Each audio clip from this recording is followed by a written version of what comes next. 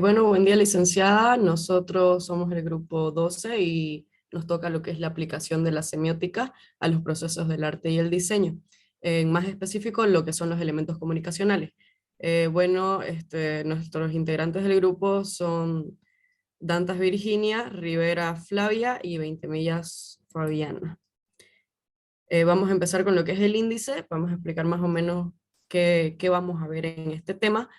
Tenemos lo que es la introducción, vamos a hacer una pequeña introducción a lo que significa este tema. Tenemos el artista, creador o diseñador, el diseño y el objeto, el perceptor, el mensaje, el canal, el código, la significación y el contexto.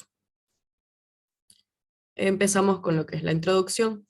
En sí, en el ámbito del diseño gráfico, la semiótica es el instrumento que nos ayuda a decodificar correctamente los mensajes visuales y por lo tanto nos permite asegurar una mayor eficacia en la comunicación.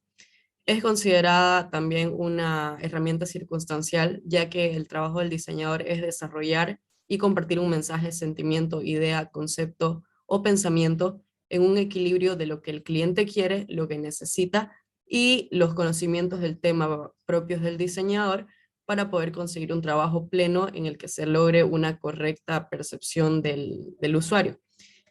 Hay una frase que dice: todos los días nos enfrentamos a una gran cantidad de mensajes visuales, pero sin un conocimiento básico de su lenguaje. Muchos de estos mensajes nos van a resultar incomprensibles, lo que impide que se desarrolle un diálogo productivo entre creadores y consumidores de la comunicación visual.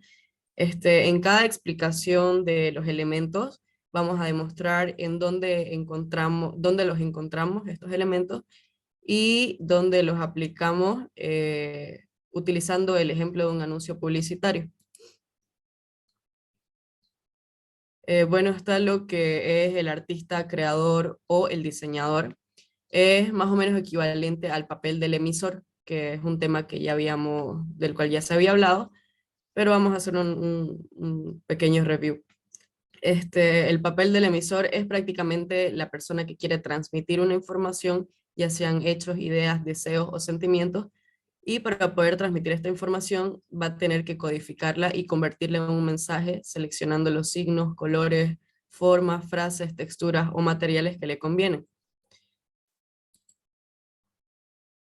El artista, creador o diseñador usualmente hace el trabajo para otras personas, por lo tanto el concepto del emisor se extiende también al cliente, ya que este es el nuevo personaje que está dando información que quiere emitir al usuario por medio de las herramientas que utiliza el diseñador, uniendo las ideas usuario-empleador con la experiencia del diseñador. Aquí es donde usualmente se dan diferencias y complicaciones a la hora de presentar algún trabajo. Es bastante importante saber usar una buena comunicación para que el empleador logre su objetivo por medio de la experiencia del diseñador que contrató. En este caso de este anuncio publicitario, que como ya habíamos mencionado, vamos a ir mostrando, el artista, creador o diseñador de este anuncio es la agencia creativa Jones Snow Ritchie, que es una empresa inglesa y es la encargada del marketing de la imagen de Burger King internacionalmente. Este es un bastante claro ejemplo de cómo un diseño puede ser hecho para un público bastante general. El siguiente tema es lo que es la semiótica bueno, lo que es el diseño y el objeto. Una semiótica del objeto va a mirar el proceso creativo como un acto que permite emplear un recurso de comunicación de tipo retórico, por ejemplo, una metáfora, que está en la mente y al servicio del diseñador para que no solo le ayude significando algo con conceptos y la materialización en objetos, sino que vaya más allá, es decir, que domine el mundo de mensajes ocultos donde el fin es fundar en el intérprete, en el receptor o en el consumidor un juego de prospección que canalice datos, colores, formas y así el mensaje que el emisor quiere dar pueda llegar al usuario. El lingüista e investigador francés Algirdas Julius considera que los objetos tienen un equilibrio endógeno. Endógeno significa que se origina o nace en el interior o que se origina en virtud de causas internas.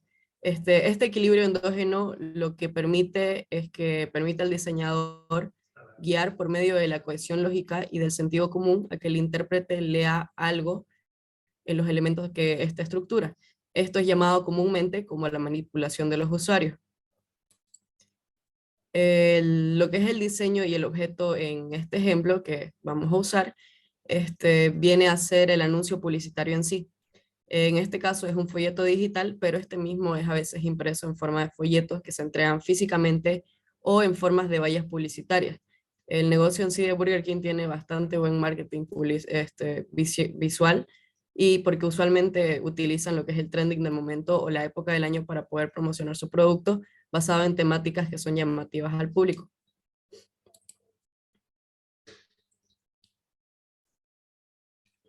Ahí termina lo mío.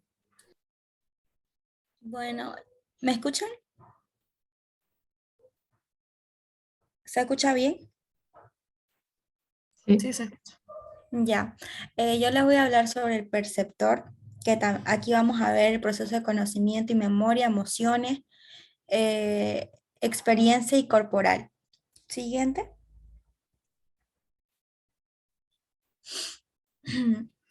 La definición del perceptor es la persona o animal que percibe, entiende, comprende, discierne, distingue o nota por medio de imágenes, impresiones o lo que está en el entorno o alrededor, que esta acepción se puede usar como sustantivo. Siguiente. Como ejemplo, tomamos la película de Chucky, que en el análisis la mayoría de las personas en este video eran mujeres, y aunque también se encontraban varones y algunos niños por ser hecho en el video. Suponemos que en general los individuos son ciudadanos de este país. Al analizar el video encontré que entre los principales estímulos a los que fueron expuestas las personas que se encontraban esperando el transporte público fueron la noche, el parpadeo de las luces, el anuncio promocional con la imagen de Chucky, el parpadeo del mismo, la risa del niño, los gritos del muñeco y de las personas al verlo. Los estímulos externos a los que fueron expuestos son visuales y auditivos. Lo que se va a notar es que los niños son los primeros en sentir y percibir estos estímulos, que algunas de las personas adultas al advertir estos trataron de ignorarlos. Otros por su parte agudizaron los sentidos y se pusieron en un estado de alerta. Siguiente. El mensaje. Como diferentes mensajes tenemos el mensaje lingüístico, el mensaje detonado, el mensaje connotado. Siguiente. El mensaje lingüístico está compuesto por las etiquetas y el texto que acompaña la imagen para poder descodificarlo, que solo es necesario conocer el código que está en francés, como dice el ejemplo Panzani. Siguiente. El mensaje lingüístico es un mensaje doble. Tiene un aspecto detonado, que es la literalidad del signo Panzani, que es la marca. Tiene un aspecto connotado, que Panzani transmite por su asonancia un segundo, que significa que refiere a lo italiano. Siguiente. El mensaje icónico no codificado, que es el mensaje detonado, está formado por los objetos fotografiados. Para leerlo no necesitamos más que saber relacionar con nuestra percepción, que también necesitamos competencias iconográficas. Siguiente. También tenemos que poder identificar cada uno de los elementos que componen la imagen.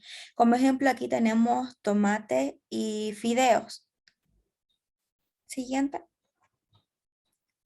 En el mensaje connotado, Barthes descompone los diferentes signos que es posible leer en la imagen. El primer signo, la forma en que está compuesta la imagen representada, que es el regreso del mercado.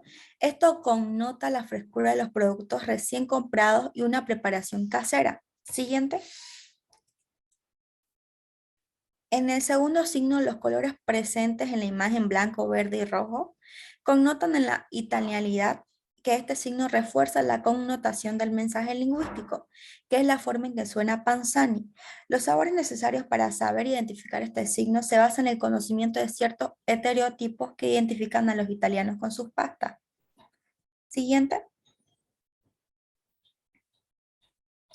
En el tercer signo tenemos el conjunto de todos los aspectos que transmiten la idea de un servicio culinario total, como si Panzani proveyese de todo lo necesario para la preparación de un plato de pasta.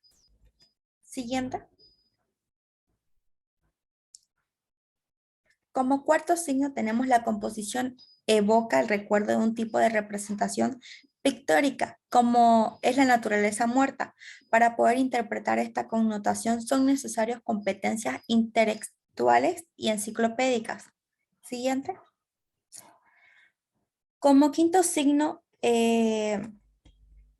tenemos la insistencia de la marca Panzani en la imagen con nota que se trata de publicidad.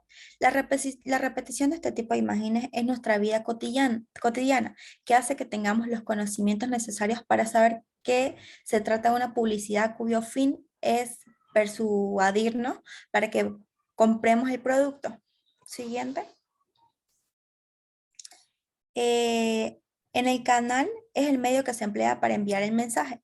Tenemos diferentes como codificación y descodificación. Se trata de individuos que captan el mundo predominante a través del sentido de la vista. En general suelen ser personas con un alto nivel de energía, eventualmente hiperquitécnicos, que hablan en una velocidad más rápida, que siempre están haciendo algo y debido a la importancia que posee la imagen para ellos. Eh, Cuando hablan tienen que mover los ojos hacia arriba, se les dan especialmente bien a aquellos profesionales en las que se requiere un gran agudeza visual. Debido a que experimentan y procesan la realidad a través del lente visual, suelen expresarse metafóricamente con términos que remiten precisamente a ese sentido. Siguiente. Aquí tenemos el emisor que transmite el mensaje al canal, como ser auditivo, sonido, literario, texto, visuales, y ese canal transmite un mensaje al receptor. Eso sería todo. Gracias. Bueno, prosiguiendo con el tema, hablaré sobre el código. En la semiótica, un código es un conjunto de convenciones o subcódigos que se utilizan actualmente para comunicar significado. Los códigos son reglas de transformación con las cuales se descifran ciertos signos, o sea que se puede llegar a conocer su significado tan pronto se descodifican. Utilizan además los conceptos de denotación y connotación que son tan importantes para el diseño. Siguiente, por favor. Entonces, los códigos son reglas de combinaciones entre elementos sintácticos, semánticos y de comportamiento. Por un lado tenemos a las formas, letras, palabras, señales de significado. Estas forman el código sintáctico. Por otro lado tenemos los contenidos o significados que se relacionan con los elementos sintácticos y a estos Humberto Eco los nombra los códigos semánticos. Y por último tenemos lo que sería una serie de comportamientos por parte del destinatario. Estas son nombradas también como código de comportamiento o desde Charles Morris como pragmático. Siguiente. Aquí tenemos un ejemplo de la aplicación de estos códigos, en este caso en una silla. Si nos referimos al código sintáctico, podemos decir, se observa una silla tono rosado, centrándonos en su forma, en el que nos hace notar que es una silla. Luego tenemos el código semántico, que se dirige más al significado, el qué, con qué o para qué, pero cada persona lo relaciona a su manera. Y por último tenemos el código de comportamiento o pragmático, que se refiere más a la utilidad, a la funcionalidad o la finalidad en sí. En este caso, una silla o un asiento se utiliza como para reposo, relajación o descanso. Siguiente. Ahora, para los códigos lógicos, bueno, son aquellos cuyos significados no pueden ser modificados, dado que está establecido por una convención. Son objetivos y son utilizados a través de patrones en secuencias, fórmulas, entre otros factores. Se dividen en varios grupos, pero los que nos interesan son los siguientes tres, siendo los códigos prácticos de los más importantes. Su función es coordinar la acción por medio de invitación, aviso o llamada de atención. los cuales se dividen en dos, sino señales y programas. Las señales sirven para controlar la circulación o dirigir los movimientos grupales. Lo que serían los programas son instrucciones mediante operaciones o herramientas necesarias para realizar algo y llegar a un objetivo. Estos pueden ser desde instructivos para armar algún objeto o tal vez hasta para origamis. Los códigos estéticos son sentimientos íntimos, subjetivos desde el alma.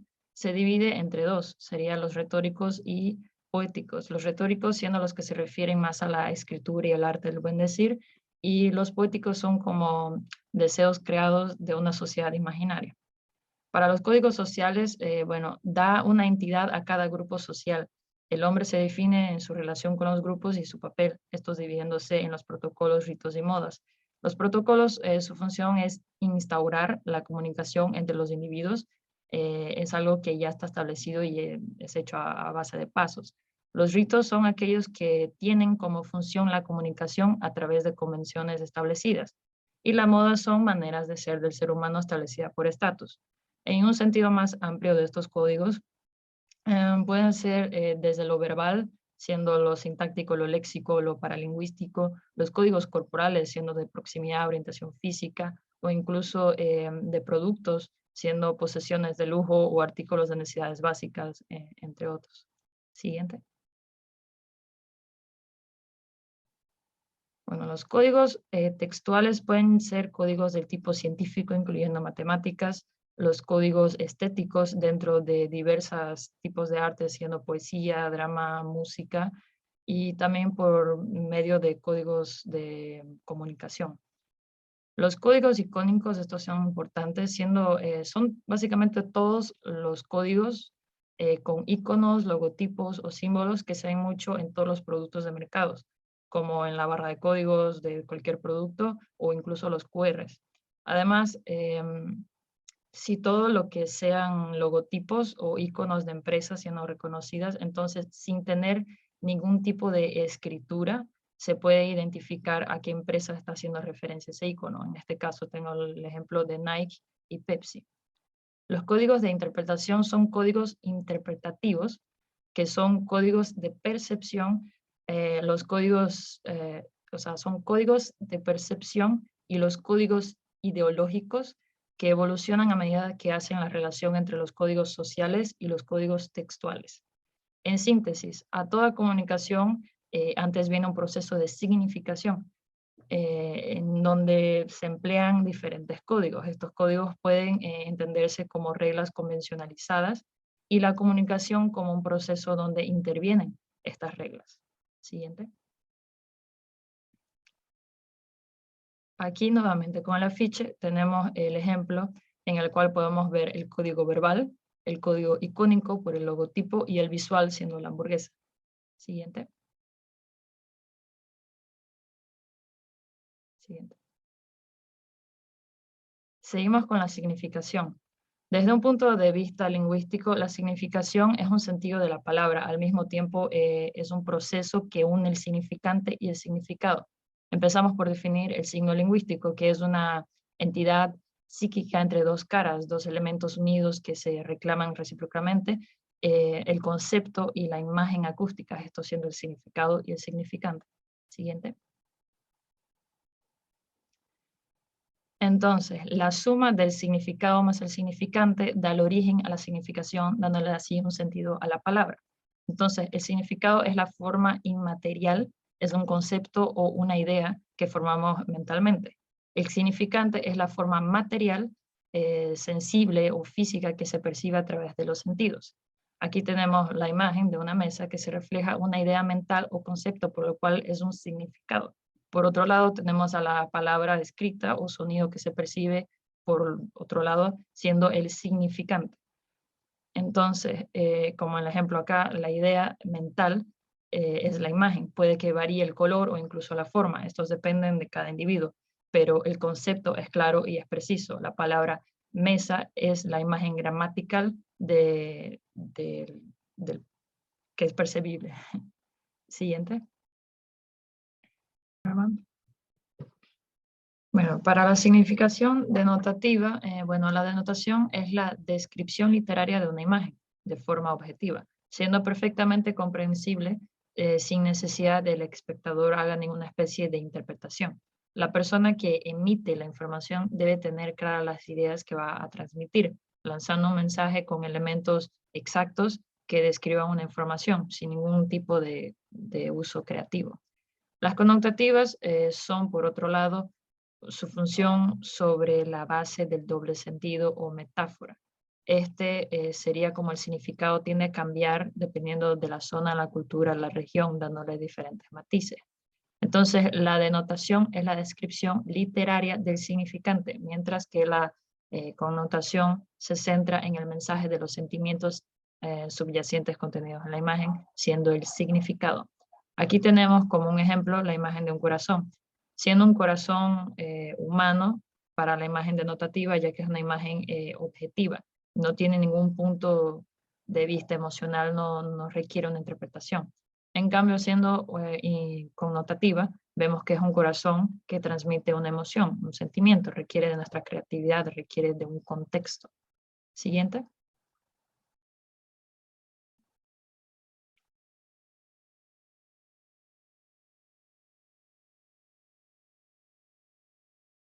Bueno, aquí podemos notar que en el afiche publicitario es de significación denotativa, ya que es una imagen objetiva que transmite una información directa, no es abierta a interpretaciones, sino una comunicación directa o un mensaje directo. Siguiente. Ahora el contexto. El contexto básicamente es el conjunto de circunstancias en el que se presenta un mensaje, siendo lugar, cultura, el emisor, el receptor, y percibe su correcta comprensión. Siguiente. Empezando con el contexto físico. Este contexto corresponde al medio físico donde se realiza la comunicación del mensaje, dividiéndose en los signos lingüísticos y no lingüísticos. Los lingüísticos son básicamente las palabras y los enunciados. Lo que serían los no lingüísticos son signos que pueden ser de diferentes, o bueno, tener diferentes o distintas interpretaciones dependiendo de la cultura. Estos pueden ser de forma gestual y corporal o incluso visual. Al igual que si alguien levanta la mano, sabemos que tiene una duda o una pregunta. Si alguien te extiende la mano, sabemos que es para saludar. Esto también se puede hacer referencia a la lengua de señas. El contexto semántico es el contexto, un signo adquiere su valor con referencia al significado de otros signos. Cuando se usa esta palabra, se da un significado situándonos en lo que el sujeto nos está diciendo. Esto va de forma en el contexto que nos ayuda a precisar su significado. El ejemplo sería llave. Entonces, si digo llave, podría interpretarse de muchas maneras, pero si decimos pasame la llave para abrir la puerta, sabemos que nos referimos a una llave para la puerta. Voy a ir al mecánico a prestarme una llave, sabemos que se refiere a una herramienta. Es decir, tienes que cerrar la llave para que no siga corriendo el agua, entonces sabemos que es una llave para lo que sería el agua. Lo mismo se da para la corona. Puede ser quiero beber una corona, el rey trae una corona o me arreglaron la corona del diente. El contexto situacional se define como el entorno de una misión que sirve para la comprensión de su significado, esto siendo de tiempo y espacio. Siguiente. Bueno, el contexto cultural comprende los valores, actitudes, creencias, orientaciones o suposiciones que prevalecen entre las personas de una sociedad. La cultura penetra cada uno de los aspectos de nuestras vidas y afecta de manera en la que pensamos, hablamos y nos comportamos. Para este contexto quise dar y resaltar los hechos que suceden e incluso con grandes marcas que tienen los conceptos culturales en claro. Todos conocemos y sabemos que Nike es una marca bien reconocida y tiene una variedad de productos deportivos. Entonces Nike, teniendo un contexto cultural de este país, siendo Emiratos Árabes Unidos, y sus tradiciones, agregaron a sus productos un jihad, especialmente diseñado para hacer deporte. El jihad es un código de vestimenta femenina islámica que se establece para que deben cubrirse todo el cuerpo, la mayor parte del cuerpo. Y se usan en diferentes, ¿cómo se dice? De diferentes zonas, diferentes épocas, pero el contexto es que se cubra la mayor cantidad de la parte del cuerpo. Entonces Nike promociona su jihad como un producto fino, ligero que se asemeja a una segunda piel, así para promover el deporte entre las mujeres musulmanas. Por otro lado, tenemos a la marca de Oreo. En este caso no agregaron o incluyeron un nuevo producto, sino que tuvieron que rediseñar, ya que en China no eran grandes consumidores de galletas, siendo demasiado dulce para sus paladares. Entonces tuvieron que cambiar su receta tradicional de Oreos redondas, así querían captar un poco la mayor cantidad de personas del mercado chino. Entonces reintrodujeron la marca de la empresa vendiendo los tipo wafers. Las galletas estas no sufrieron solo cambios en Asia, sino que incluso en Brasil empezaron a vender rellenos con menos queso Filadelfia, ya que a los brasileños prefieren un queso más suave. Y en México se agregaron lo que es el sabor chipotle, ya que a la cultura le gusta lo picante. Siguiente.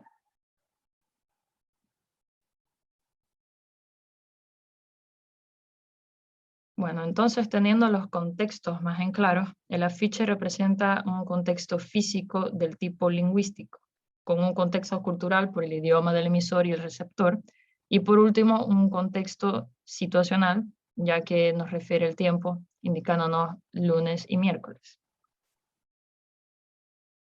Y siguiente. Y con esto sería toda la exposición. Aquí dejamos la bibliografía. Y gracias por escuchar.